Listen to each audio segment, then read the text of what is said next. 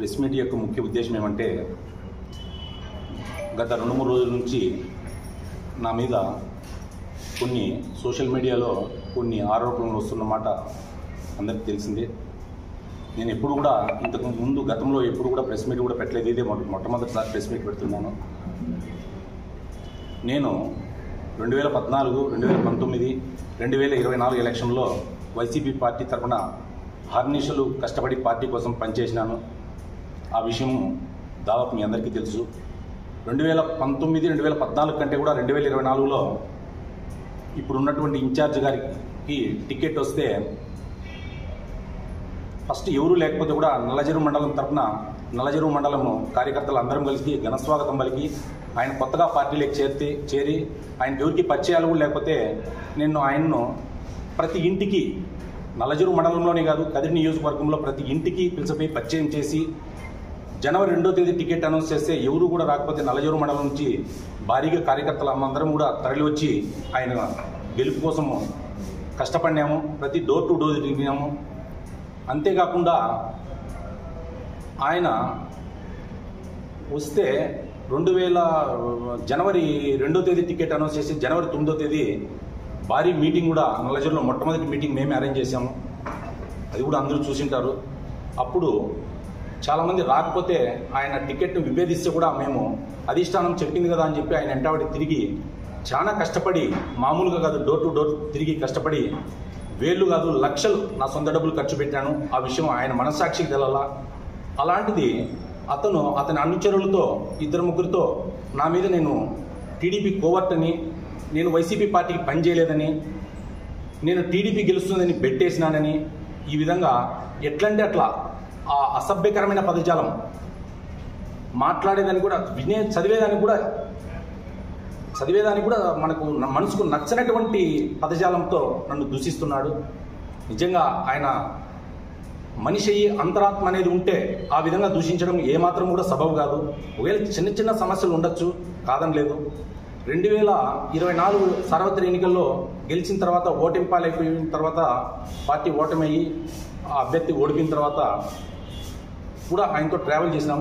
ఏదో కొన్ని విషయాల్లో విభేదించినాం. ఎందుకంటే ఇట్లా అని ఆయన ఒంటెద్ది పోకడం వల్ల నాకే కాదు మండల వ్యాప్తంగా ఎంతోమంది మండల నాయకులను ఆయన విమర్శించే దాఖలాలు దండిగా ఉన్నాయి. ఇంతకుముందు కూడా నాతో చాలా చనువుగా ఉండేవాడు. చాలా చదువు అంటే ప్రతి విషయాన్ని నియోజకవర్గంలో ఎవరితోనా షేర్ చేసుకున్నాడో లేదో కానీ నాతో ప్రతి విషయం షేర్ చేసుకున్నాడు. కానీ ఆయన ఈరోజు నువ్వు పార్టీ పని చేయలేదని చెప్పడం ఎంత మాత్రం సబబని మీ మీడియా మిత్రుల ద్వారా ఆయన్ను ప్రశ్నిస్తున్నాను. ఒక పోస్ట్ పెట్టినారు, నువ్వు రా పాల్పడి దీనికాడికి ప్రమాణకం చేస్తురా అని. దానికి మేము సిద్ధంగా ఉన్నాం, సవాల్ విసురుతున్నాం.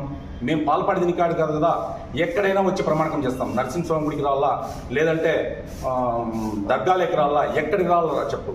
నీ పురాణం మీద ప్రమాణకం చెయ్యి, బైబిల్ మీద ప్రమాణకం చెయ్యి, లేదంటే భగవద్గీత మీద ప్రమాణకం చెయ్యి. రా, నువ్వు బహిరంగ చర్చకి రా. నేను ఎంత కష్టపడినానో, ఎంత పార్టీకి పని చేసినానో, నువ్వు పార్టీ పని చేయలేదని నన్ను విమర్శిస్తే ఇంకోటి నియోజకవర్గ వ్యాప్తంగా మీడియా మిత్రులు కావచ్చు, వైఎస్ఆర్సీపీ కుటుంబ సభ్యులు అందరికీ కూడా తెలుసు నేను ఎంత కష్టపడినాను, పార్టీ కోసం ఎంత నష్టపోయినాను. ఈ పొద్దు ఆస్తులు అమ్ముకునే పరిస్థితుల్లో ఉన్నా నేను. అట్లాంటిది నా మీద టీడీపీ కోవర్ట్ని మాట్లాడడం ఎంతమాత్రం సబబు. అంతెందుకు బైపాస్ రోడ్డు ల్యాండ్ ఎక్వేషన్ జరిగితే నేను టీడీపీ కోవర్ట్ని అయితే నేను దానికి కాంపెన్సేషన్ కూడా ఇప్పించుకునేవాడిని. ఈ పొద్దుటి కూడా నాకు కాంపెన్సేషన్ ఇంకా రావాలా.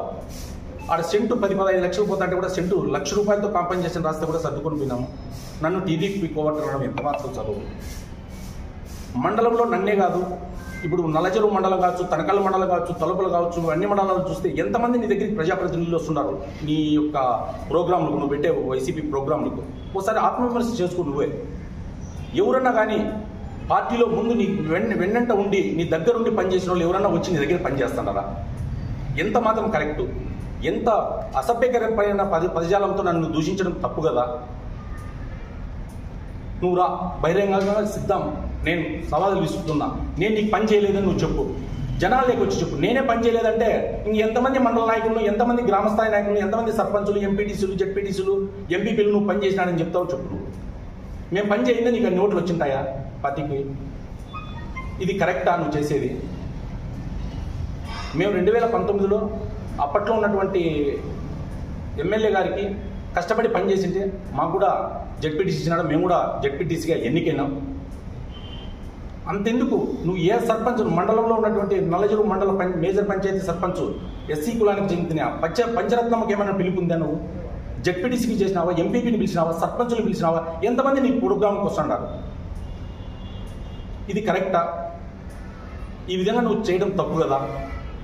నన్ను గసగసాల వ్యాపారం చేస్తాడంటావు. గసగసాల వ్యాపారం చేసే అంత నీచమైన సంస్కృతి కాదు మాది. మేము కూడా ఉన్నతమైన కుటుంబం నుంచి వచ్చిన వాళ్ళమే. మేము కూడా కష్టపడి కన్న గిడ్డి తిని, మేము కూడా క్రషర్ పెట్టి, టిప్పర్లు పెట్టి, ఇటుకల ఫ్యాక్టరీ పెట్టి చాలా చిన్న స్థాయి నుంచి కష్టపడి పైకి వచ్చినాం. గసగసాల వ్యాపారం, మద్యం వ్యాపారం చేస్తానంటావు. గత ప్రభుత్వంలో మద్యం వ్యాపారం చేసేదానికి ఏమైనా ఉందా? అసలు నేను ఈ రాజకీయాల నుంచి ₹100 ఎక్కడైనా సంపాదించాను అనుకుంటే ఈ రాజకీయాల నుంచి శాశ్వతంగా తప్పుకుంటాను. ₹100 ఈ రాజకీయాల్లో నష్టపోయినాను తప్ప ఎక్కడైనా సంపాదించిన దాఖలాలు లేవు. నేను నిజంగా నీకు మానవత్వం ఉంటే మా మీద నన్ను విమర్శలు చేయించింది. నీ వెన్నంటూ ఉండి ఫస్ట్ నేను వచ్చి నీ దగ్గర వెన్నంటుండి ప్రతి గ్రామము తిప్పి ప్రతి ఒక్కరిని లాయర్లను, వాళ్ళు వీళ్ళను టౌన్లో అంతలాగా పరిచయాలు చేసి నా శక్తి కొద్దీ ఖర్చు పెట్టి నువ్వు చెప్పిన మాటలు నువ్వు ఒకసారి గుర్తు చేసుకో. నాతో నువ్వు మాట్లాడేది నా ముందర ఎంతమందిని విమర్శించినావు చెప్పు. నేను నిజంగా నోరు తెరిచి చెప్తే యాటుకో ఉంటుంది. నేను టీడీపీ కాల బెట్టింగ్ వేసినానంటావు. నేను నిజంగా బెట్టింగ్ వేసినానా లేదా నీకు తెలుసు. ఏసింటి ఆ పార్టీకి వేసింటాను అనేది కూడా తెలుసు. ఎంతమంది వైసీపీ పార్టీకి చెందిన వ్యక్తులే నా దగ్గరికి వచ్చి టీడీపీ తరఫున డబ్బులు ఎత్తుకొని పోయిన వాళ్ళు కూడా ఉంటారు. అవి నేను బహిరంగంగా చెప్పదలుచుకోవాలా, అవి అవసరము లేదు. ఈ విధంగా మమ్మల్ని నువ్వు దూషించడం ఏమాత్రం సబబు? నువ్వు ఎవరికైనా పనిచేసి పెట్టినావా? నీకు అవగాహన ఉందా నిజంగా నీ నియోజకవర్గంలో?